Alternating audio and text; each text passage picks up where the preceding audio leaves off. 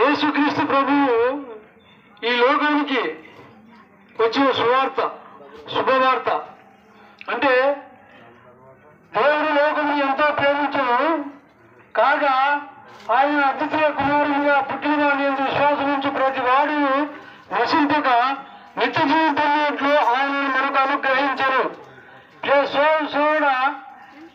సాయంకాలం నేను చెప్పేది ఏంటంటే దేవుడు లోకముని ఎంతో ప్రేమించాడు. దీంట్లో కులము మతము లేదు.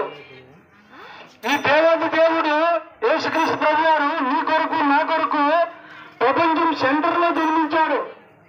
బెత్లెహేంలో సంవత్సరంగా నీ కొరకు నా కొరకు అయినా ఈ లోకానికే తిరిగి వచ్చాడు. ఆ పరిశుద్ధ పట్టణాన్ని వదులుకొని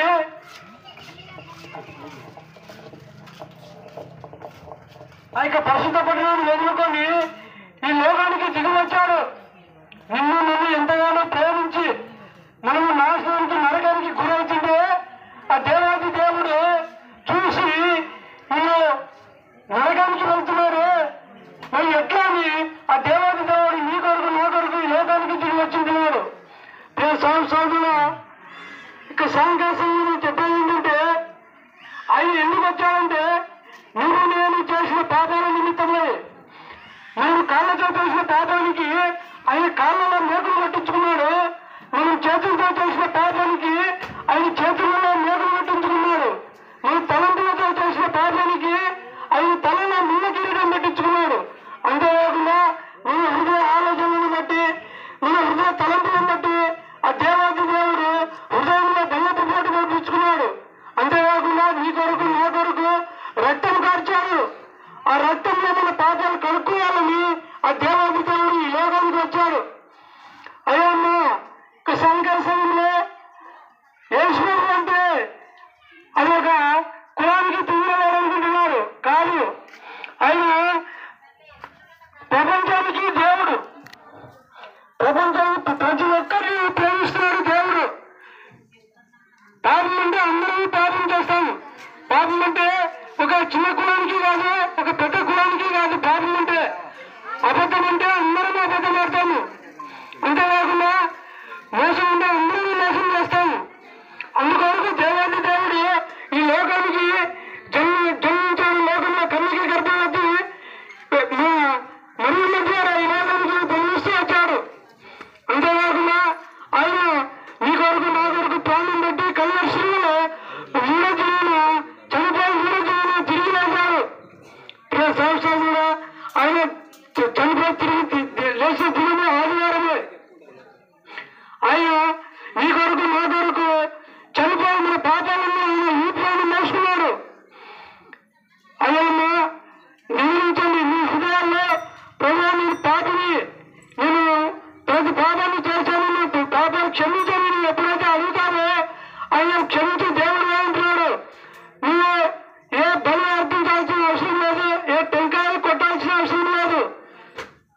నీ ఇంట్లోనే ఉండి నీ హృదయంలో అనుకో, ప్రభు నేను పాపిని, పలాని చోట అబద్ధంగా ఉన్నాను, పలాని చోట ఇట్లా ఈ విధంగా వేరే చెరువులో నుంచి నేను బిడలు కలిగినాను. ఆ విధంగా మనం చేసిన ప్రతి పాపం కన్నారా ఉంటాయి. దేవుడు మనకి కళ్ళకు చూపిస్తుంటాడు మనం చేసిన పాపము. ఒకరిని అబద్ధం ఆడడము, ఒకరిని మోసం చేయడము, ఇవన్నీ ప్రతి ఒక్కరు ఆయన చేసేటివే. మరి ఆ పాపాలన్నీ ఆయన వీటిపైన మోసుకున్నాడు, మనల్ని క్షమించినాడు. నువ్వు నేను ఇంతవరకు బ్రతుకున్నామంటే ఆయన ప్రేమనే. సంవత్సరాలుగా ఈ యొక్క సంకల్పంలో ఆయనను మీ హృదయంలో ఉంచుకోవాలని మీ సంకల్పంలో ప్రభు యేసుక్రీస్తులో అడుగుతున్నాను. అంతేకాకుండా ఆయన ఈ లోకంలో 33 సంవత్సరాలు ఈ లోకంలో జన్మిస్తూ వచ్చాడు, ఉంటూ వస్తాడు. ఆయన ఉన్నలో ప్రతి రోగాన్ని, కుష్ఠరోగం అయితేనేమి, తర్వాత చనిపోయిన వారిని తిరిగి లేపాడు, కుంటి వారిని బాగు చేశాడు, గుడ్డి వారికి చూపించాడు, ప్రతి రోగాన్ని ఆయన స్వస్థపరుస్తూ వచ్చాడు. మరి ఇంతవరకు ఆయన ఎవరు చేయలేదు.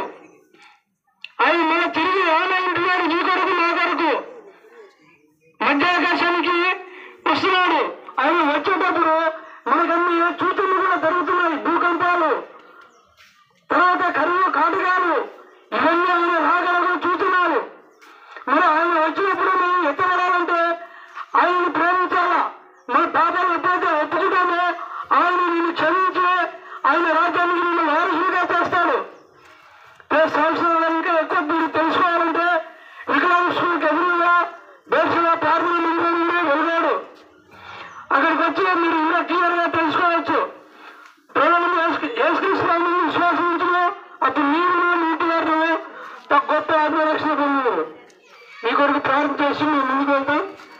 ప్రియతరంలో తండ్రి దయగలిగా ఇతరుల యొక్క నీరు గట్టి ఫలింపోయే చిత్రంలో ప్రార్థిస్తున్నాం. ఇక్కడ ఉన్న కుటుంబాలను కూడా ప్రభావ తండ్రి ఎవరైతే రోగస్తులు ఉన్నారో వారిని జ్ఞాపకం చేసుకో, వారిని ముట్టి తాకి స్వస్థపరుస్తున్న ప్రార్థిస్తున్నాం. ప్రభావ మన తండ్రి సమస్యల ద్వారా ప్రభావ మన తండ్రి మరి ఇంట్లో కలవరాల ద్వారా ఉంటున్న వారిని కూడా జ్ఞాపకం చేసుకోవాల్సి చిత్రంలో ప్రార్థిస్తున్నాం. ప్రభావ వారిని మీ సమయంలో మొరపెట్టుకున్నప్పుడు వారి ప్రార్థన ఆలకించి వారికి సహాయం చేస్తామని ప్రభువైన యేసుక్రీస్తు నామములో ప్రార్థించి దీనంగా అడిగి వేడుకుంటున్నాం తండ్రి. ఆమేన్.